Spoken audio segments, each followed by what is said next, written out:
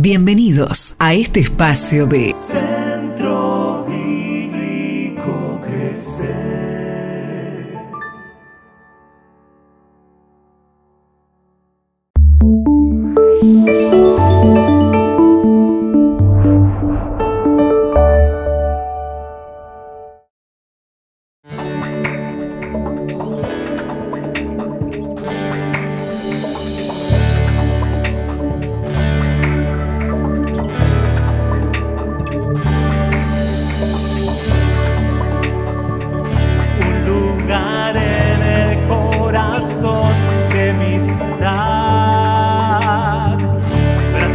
De gracia y un mover espiritual,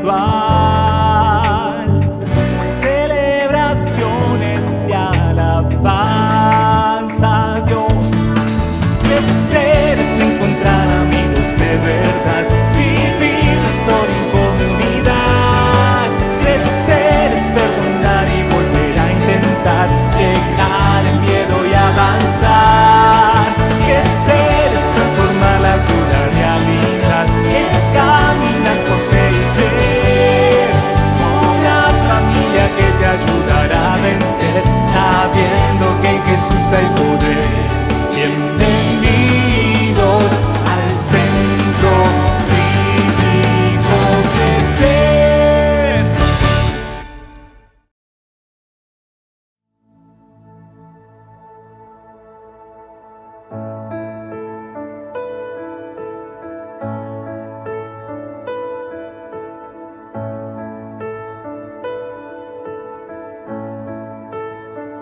Cuán grande abismo entre nosotros, cuán alto monte falla escalar. Con desespero volví al cielo y en la noche te hice llamar. Allí en lo oscuro tu amor profundo cruzó la sombra y me alcanzó. Ya es consumado y el fin escrito, mi esperanza está en Jesús.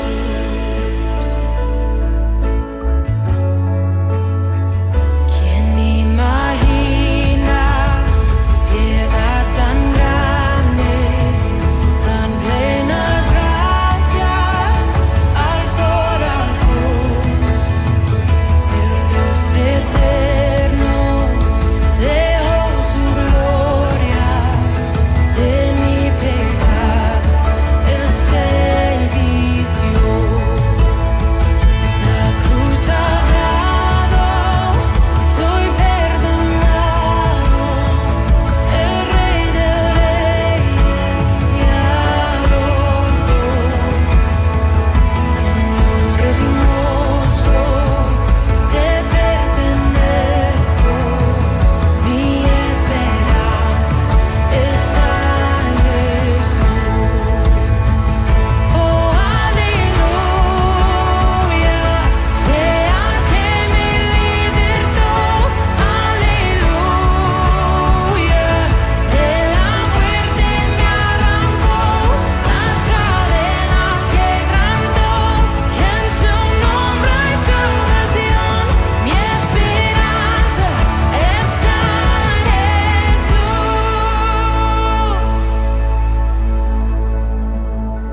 Y tus promesas fueron selladas cuando tu cuerpo resucitó.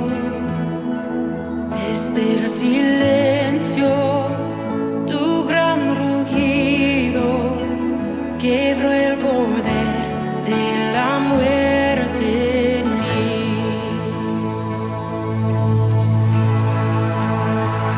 Y tus promesas fueron selladas cuando tu cuerpo resucitó.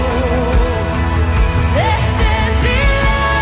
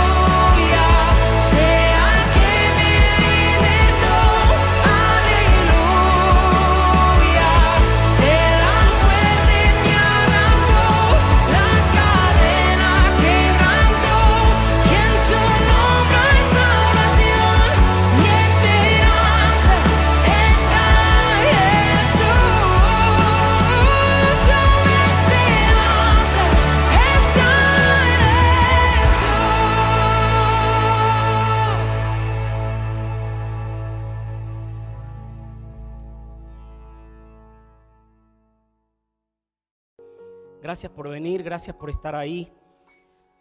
Y gracias por confiar en lo que esta iglesia, muy humilde, muy rústica en muchos aspectos, intenta dar cada semana. Nosotros entendemos de que no podríamos dar un paso en nuestra vida el día lunes, si acaso al menos el día domingo no tenemos un consejo oportuno, herramientas que nos ayuden a enfrentar la vida y a enfrentar lo que se nos viene en la semana.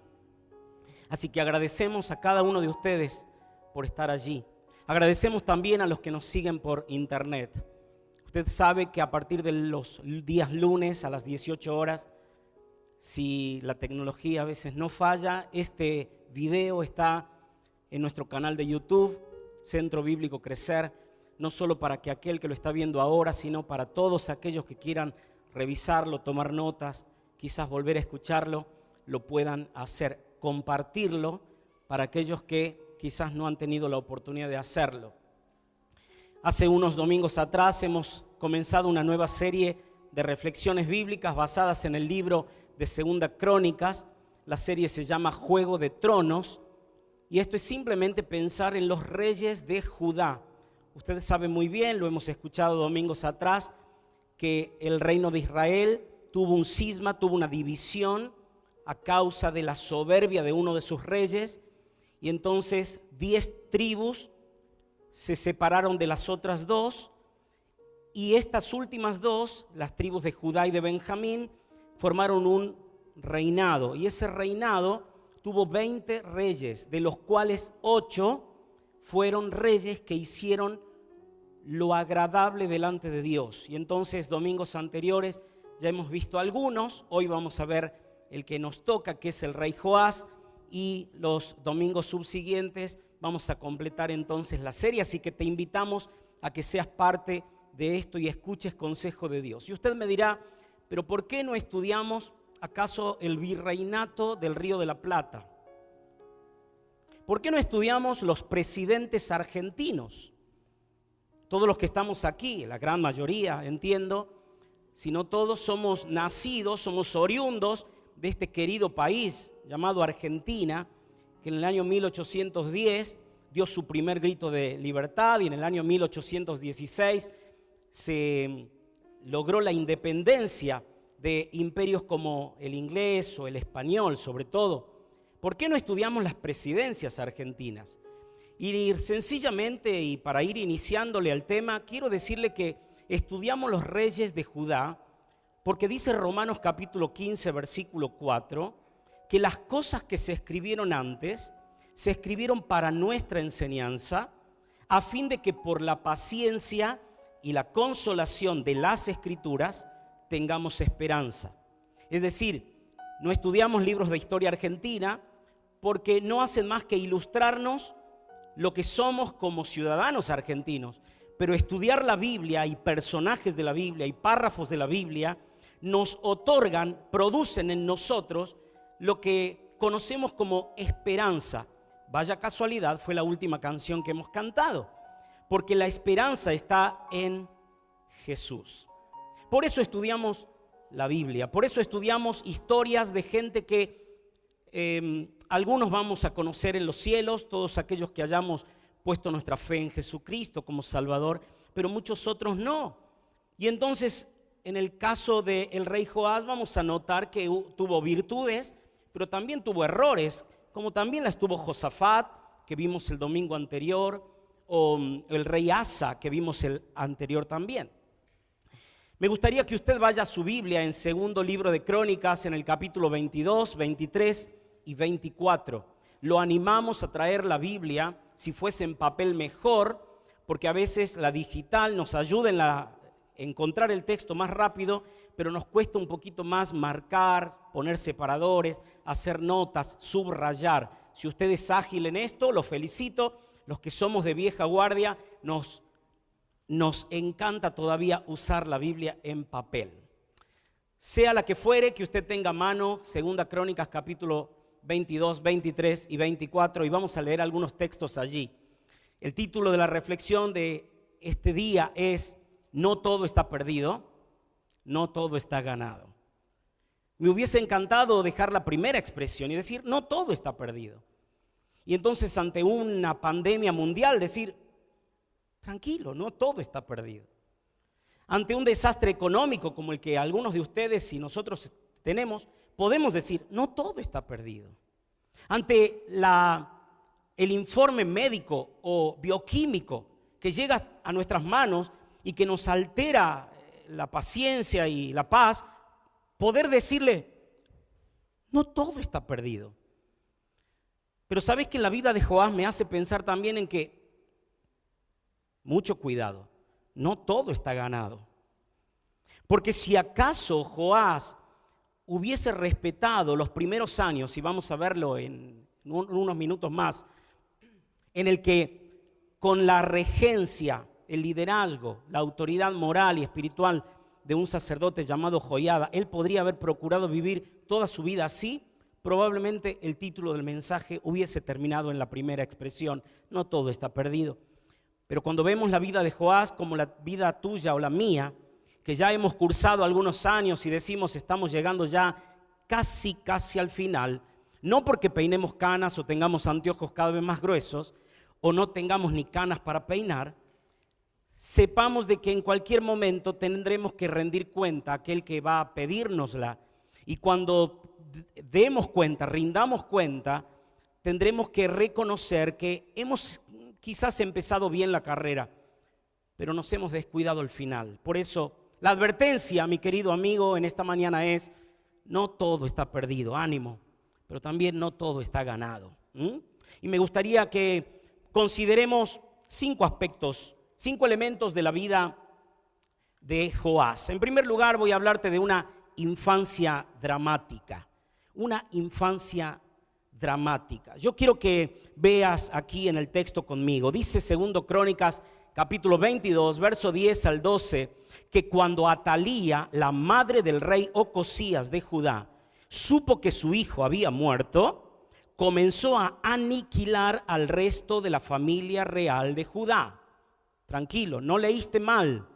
Dice el texto que la abuela, la madre de Ocosías, la abuela de Joás, empezó a aniquilar, a masacrar a todos sus descendientes.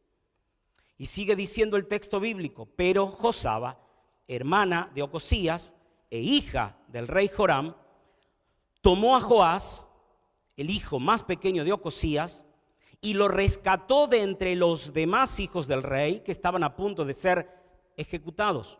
Josaba puso a Joás con su nodriza en su dormitorio. De esa manera Josaba, esposa del sacerdote Joiada y hermana de Ocosías, escondió al niño para que Atalía no pudiera asesinarlo. Joás permaneció escondido en el templo durante, usted lo tiene en pantalla, ¿cuántos años? 6 años escondido mientras Atalía gobernaba el país. Una infancia dramática. Solamente imaginarlo me estremece el corazón. Solamente volver a leerlo me tiemblan las piernas. Se me quiebra el corazón pensando de que Joás tiene todas las de ganar, porque nace en un palacio, pero no tiene la infancia que quizás muchos de nosotros hemos tenido, con los gustos y placeres y beneficios que nuestros padres nos han dado. Pero entre nosotros puede haber gente que quizás no ha tenido la mala experiencia de tener una abuela asesina, pero sí probablemente hayan tenido experiencias dolorosas. Por eso la aplicación del texto. Cuando leemos la historia de Joás nos damos cuenta que quizás usted y yo podemos haber tenido una infancia dolorosa. Mire, solamente para destacar, su padre fue asesinado. 1 añito tenía. Y quizás aquí entre nosotros hay niñitos de 1 año, de 2, de 3 o hasta de 6 que pueden quizás estar pasando una situación similar. La ausencia del padre, a esto me refiero. Porque claro, el papá fue asesinado porque era el rey de Judá y hubo una sublevación y allí murió, pero de repente la abuela, que sabe que uno de los hijos del rey debería suceder el trono, no se queda tranquila, entonces empieza a masacrar a todos sus familiares. Por lo tanto, entonces no tiene a su papá el relato bíblico nos indica que la mamá desaparece de la escena. No sabemos qué pasó, pero lo empieza a criar una tía y una nodriza, una nana, una niñera. Sus hermanos están muertos. Ni siquiera puede ir a la tumba, al cementerio, a visitarlos. No puede jugar ni a los autitos ni con plastilina porque sus hermanos no están en el palacio. Es más, él ya no está en su casa. Él está en una casa prestada, en una habitación en medio del templo. Ahora imagínese un niño que cuando tiene hambre necesita llorar o pedir a gritos que alguien le atendiera y la nana le dice, hace silencio. ¿Por qué? Y porque si te descubren sos boleta. ¿Qué problema? Una infancia completamente dramática. Pero imagínese esto. Está privado de una vida social. No puede cursar el jardín de infantes como los demás niños de la ciudad. Porque no pueden identificarlo. Porque su vida corre peligro. Entonces, me pregunto, ¿cómo puede ser que un niño con estas experiencias en el que no tiene nada para ganar, Dios lo haya puesto en un escenario de trascendencia tal de que 3000 años después, como hoy vivimos, a lo que sucedió en la vida de Joás, hoy tengamos la experiencia de admirar lo que Dios hizo con él? ¿Cómo puede ser? Hermanos, quiero decirte algo. Si no te parte el alma de lo que le pasa a los niños hoy, seguramente algo pasa por tu corazón. Mira lo que dice Lamentaciones 2:11. Lloré hasta que no tuve lágrimas. Mi corazón está destrozado. Mi espíritu se derrama de angustia al ver la situación desesperada de mi pueblo. Los niños y los bebés desfallecen y mueren en las calles. Si no me equivoco, el capítulo 5 dice, los niños piden pan y nadie les da. Como aquella vieja canción que cantábamos de niños. Piden pan, no le dan. Pero eso puede haber sido una canción de un juego. Pero la experiencia que está viviendo el pueblo de Israel aquí es la misma experiencia que está viviendo tu ciudad de Frías, tu provincia de Santiago del Estero, o de donde nos estés viendo, el país en el que vivimos o el país desde donde nos estés viendo. Mira, te voy a decir algo, los niños están en peligro por padres asesinados o ausentes, por madres desaparecidas o ausentes, por abuelos que lo único que hacen es abusar de sus niños y no cuidarlos, por niños que están lamentablemente no a la buena de Dios, sino la buena de Satanás. ¿Sabes por qué? Porque la Biblia dice que Satanás gobierna este siglo, gobierna ese mundo. Y entonces, mira lo que la palabra de Dios nos dice en Isaías 49:15. ¿Puede una madre olvidar a su niño de pecho y dejar de amar al hijo que ha dado a luz? ¿Puede una abuela asesinar a sus nietos? ¿Puede un padre morir o ausentarse? ¿Puede una mamá desaparecer? ¿Pueden sus hermanos o primos o tíos o parientes cercanos abusar de un niño? Mira, dice Dios, aún cuando ella lo olvidara, yo no te olvidaré. Mi querido, esto es una palabra de esperanza a vos que has tenido una infancia dramática. Probablemente vos también has sido abandonado de niño. Probablemente aquí haya gente que todavía no supere el abuso de aquel tío que se metió en la habitación y tocó sus partes íntimas. Probablemente aquí hay personas que no pueden superar el dolor de, no entiendo cómo puede ser que mi papá me haya o mi mamá me haya dejado con esa persona. Una infancia dramática. Y no porque estaba privado de beneficios económicos, los tenía todos, pero le faltaba lo más importante. Entonces, en Joás vemos en primer lugar una infancia dramática, pero en segundo lugar quiero hablarte de una influencia decisiva. Y allí está el entrenador con el muchachito que está iniciando su carrera deportiva. ¿Saben? Se conoce socialmente como un mentor o un tutor o un padrino, lo que fuere. Joiada fue el sacerdote que marcó la vida de Joás y lo vemos en el capítulo 24 4, versículos 1 y 2. Joás tenía 7 años de edad cuando subió al trono y reinó en Jerusalén 40 años. Su madre se llamaba Sibia y era de Berseba. Joás hizo lo que era agradable a los ojos del Señor, y escuche esta preposición. Dice, mientras vivió el sacerdote Joiada, una preposición de tiempo. Dice el texto que mientras Joiada estuvo cerca de Joás, entonces la vida de Joás estuvo cerca de Dios. Pero pasa el tiempo, ya no tiene 7 años, ya está pisando los probablemente 25, 26 años.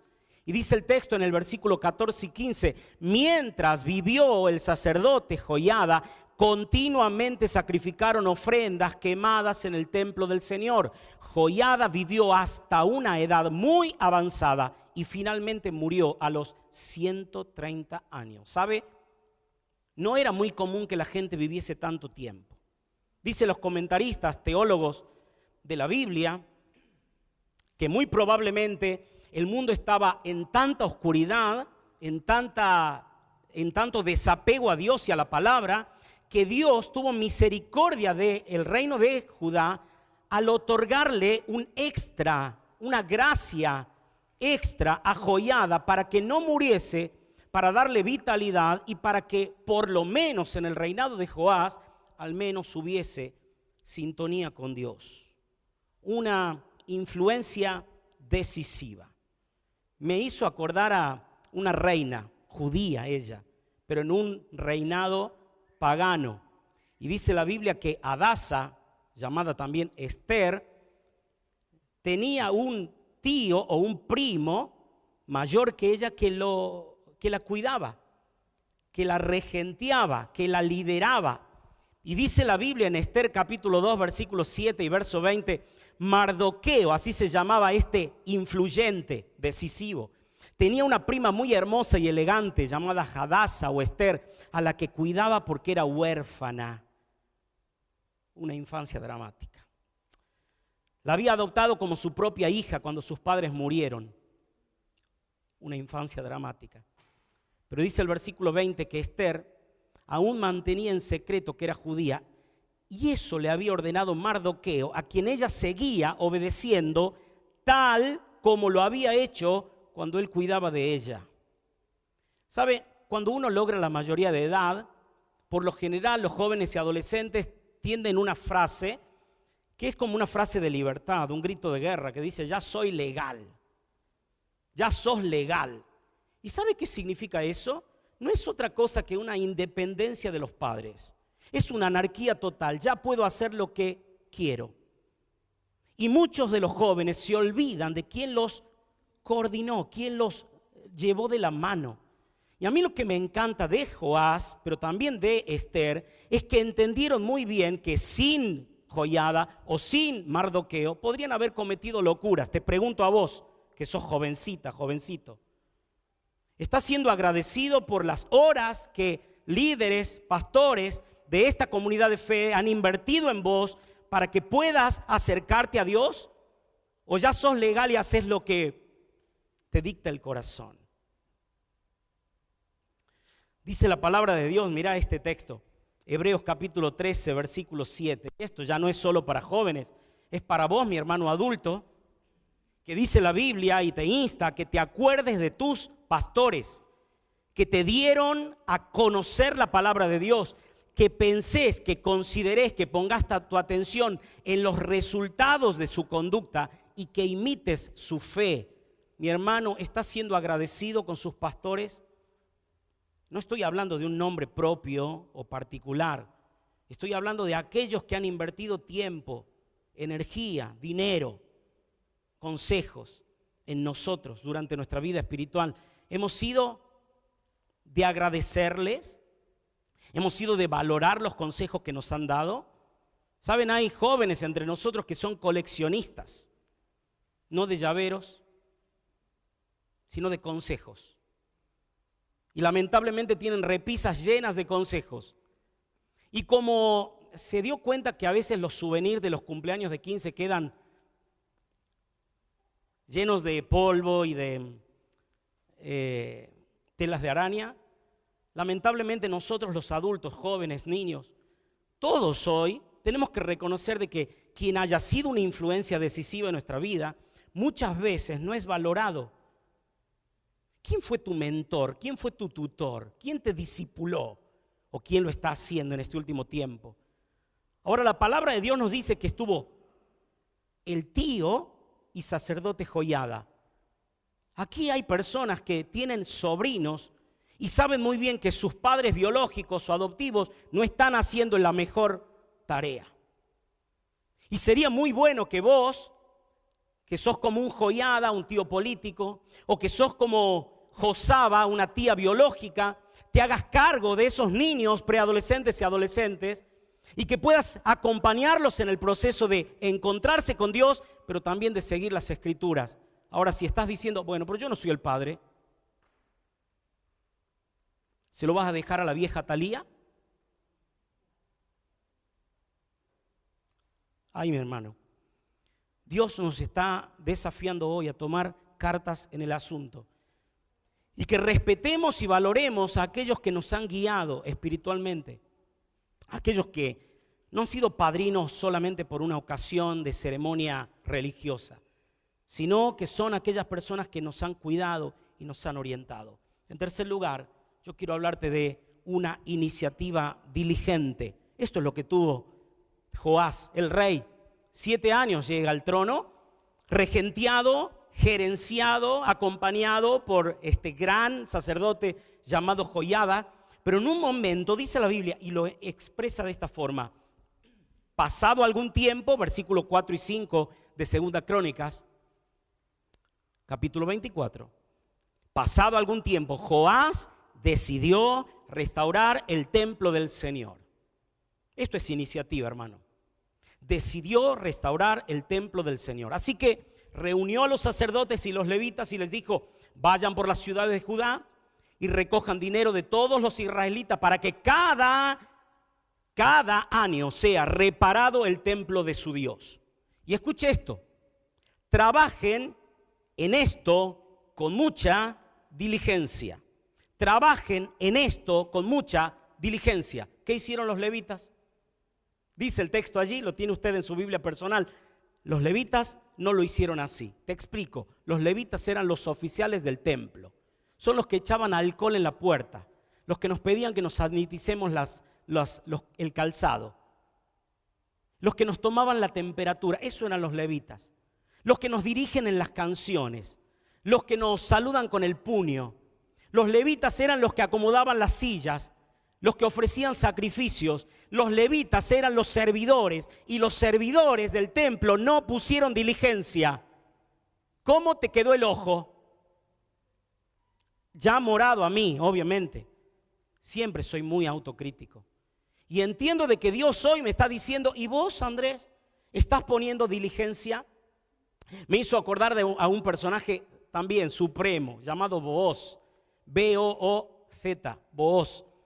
Dice la Biblia que Booz era un hacendado, un hombre con muchas propiedades, y por providencia divina se encuentra con una mujer moabita de un pueblo pagano, cercana a él en la familia, y termina casándose con ella y demás. Pero en la trama de la historia, Noemí, que es la suegra de Ruth, que es el libro al que hago referencia, dice la Biblia que Noemí le da un consejo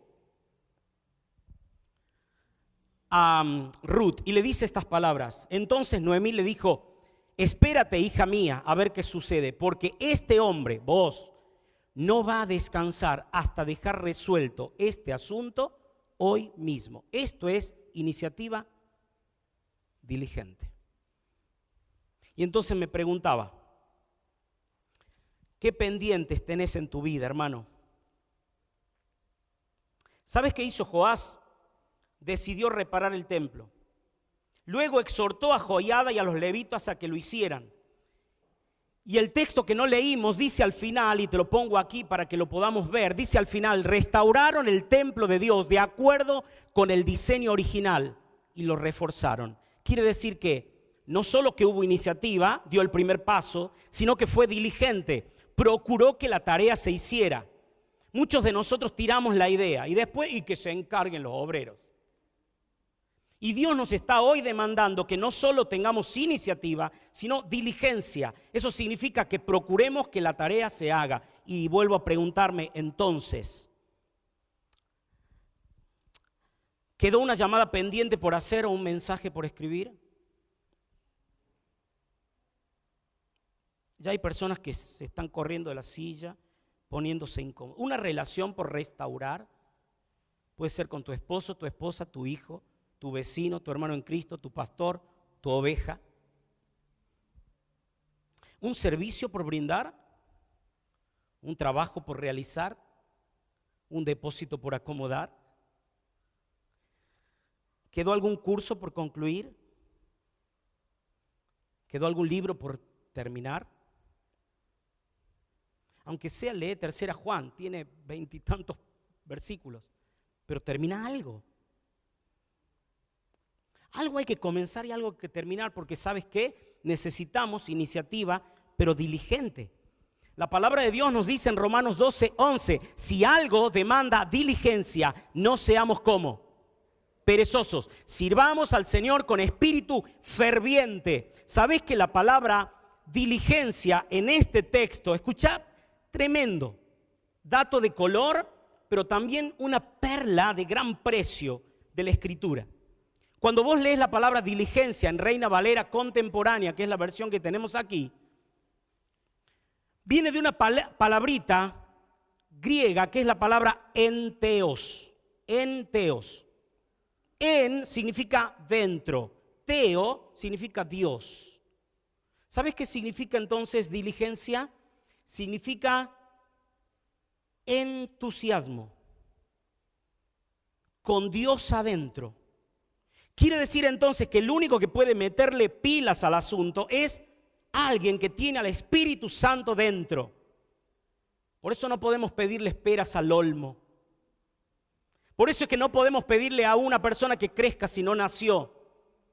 Por eso es que no puedo pedirle a alguien que deje una adicción si todavía no se encontró con la cruz de Cristo. Si no renació, si no fue regenerada. Me pregunto entonces, ¿hace cuántos años que venís a este templo y tu vida es lo más chata, como la cola que está sentada en esa silla? Porque lo único que has hecho durante años es sentarte en la silla. Se enojó el pastor. No, hermano, me lo estoy diciendo a mí mismo. Poner diligencia es entender que hay algo, hay cosas que demandan diligencias aquí en el templo, pero también en casa, en nuestras relaciones. ¿Qué estamos haciendo? En cuarto lugar, quiero hablarte de una parte muy triste en la vida de Joás. Y sabes que da un vuelco la historia. Porque claro, Joiada, ¿te acordás del sumo sacerdote? ¿Qué edad tenía cuando murió? 130 años. Pero Joiada murió, tuvo un hijo, tuvo nietos.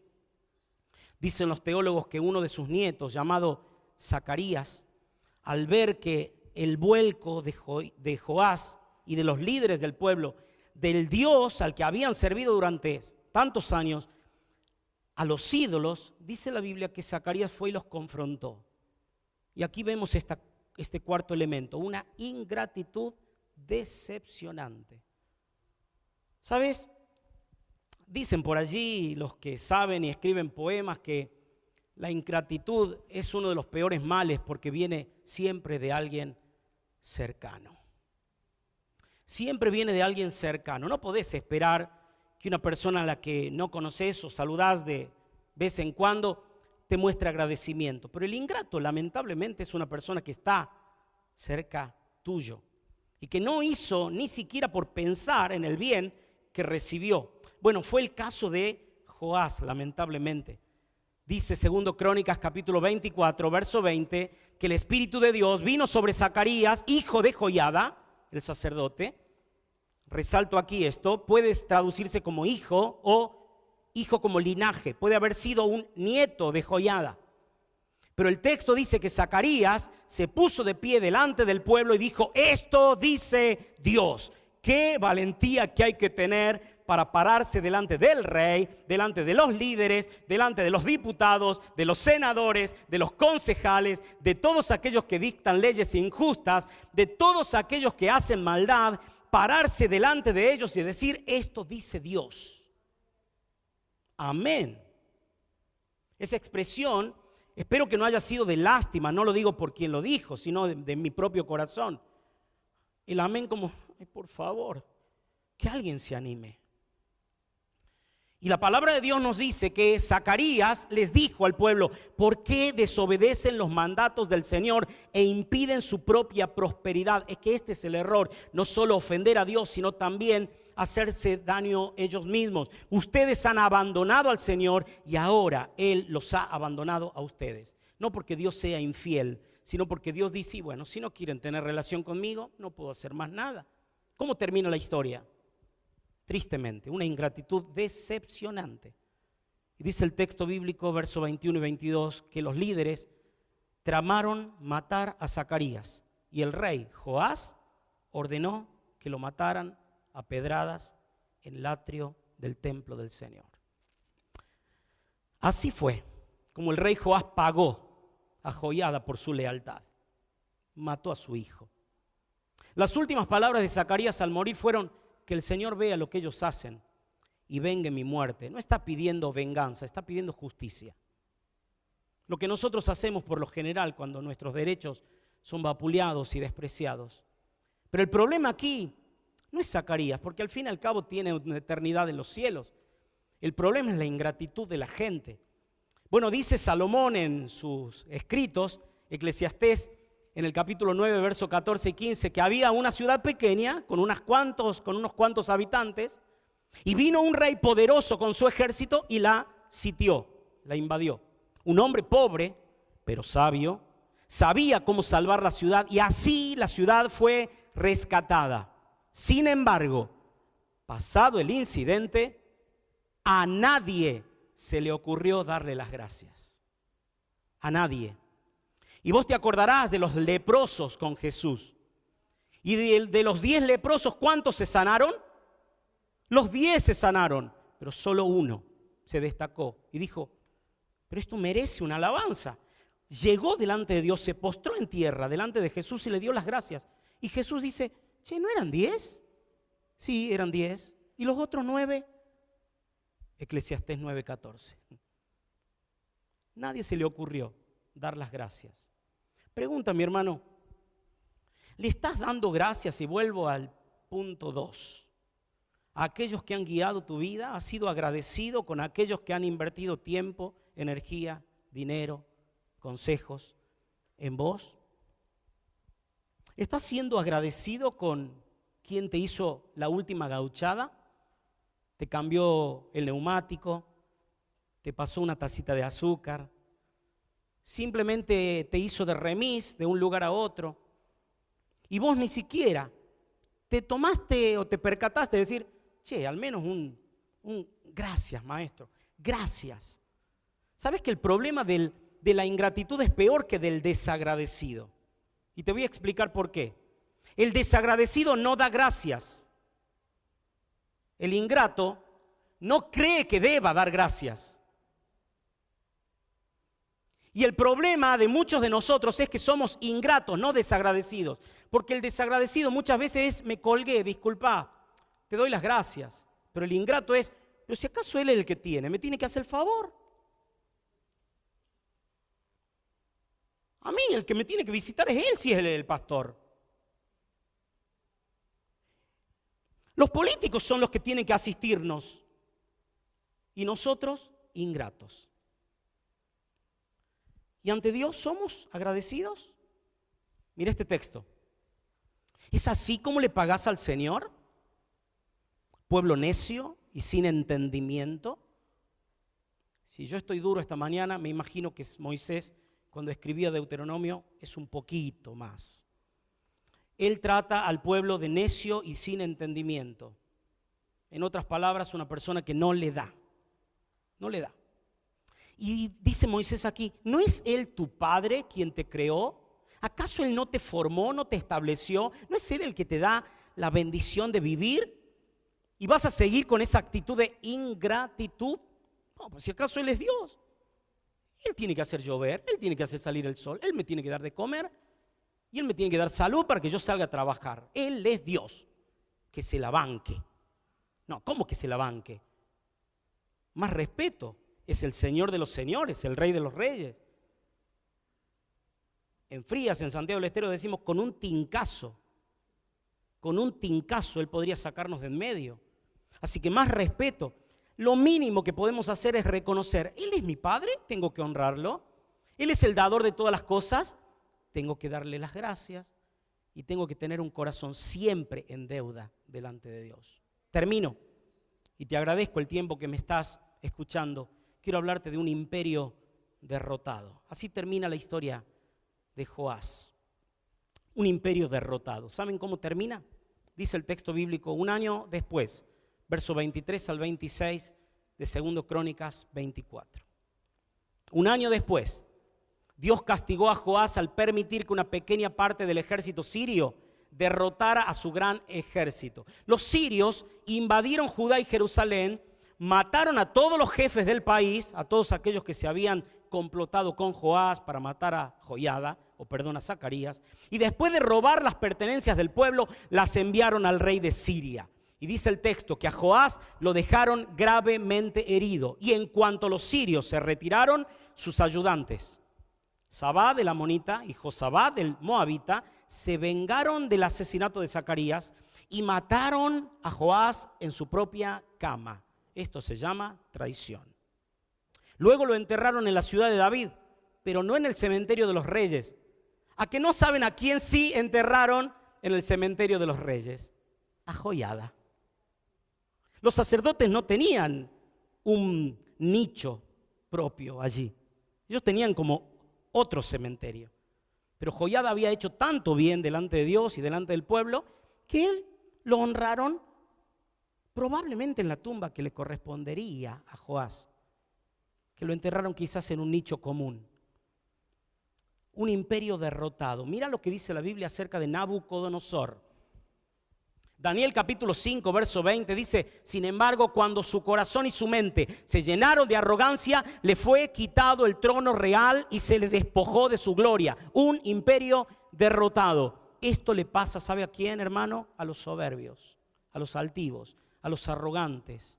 Por eso la pregunta que debemos hacernos hoy es, ¿cómo estoy llegando al final de mis días? Repito, no es aquellos que peinan canas, porque no sabes si vos con 20 años no te quedará quizás un par de días más en esta tierra. Uy, Andrés, ¿viniste profético? No quiero ser profético. Simplemente quiero alertarte que en cualquier momento Dios nos llama a pedir cuentas. Y dejaremos este estuche y nos presentaremos delante del Creador. ¿Y cómo estamos llegando al final de nuestros días?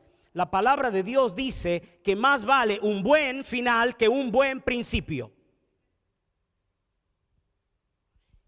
Y concluye Salomón diciendo, el que tiene paciencia llega a la meta. El orgulloso habla mucho, pero no logra nada.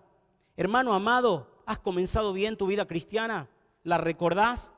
Claro que la recordás. Eran años de gloria. Pero durante estos últimos años te descuidaste en tu comunión con Dios, en la comunión con los hermanos, en la asistencia personal a cada encuentro que el Señor te esperaba, en el servicio arduo y diligente a Él, y de repente tu vida es solamente esto. Y quiero animarte a que si has empezado bien, termines mejor. La última advertencia que quiero darte de parte de Dios y a través de la pluma del apóstol San Juan es en su carta, 2 Juan 1:8, dice el texto, tengan cuidado de no perder el fruto de su trabajo, a fin de que reciban el galardón completo.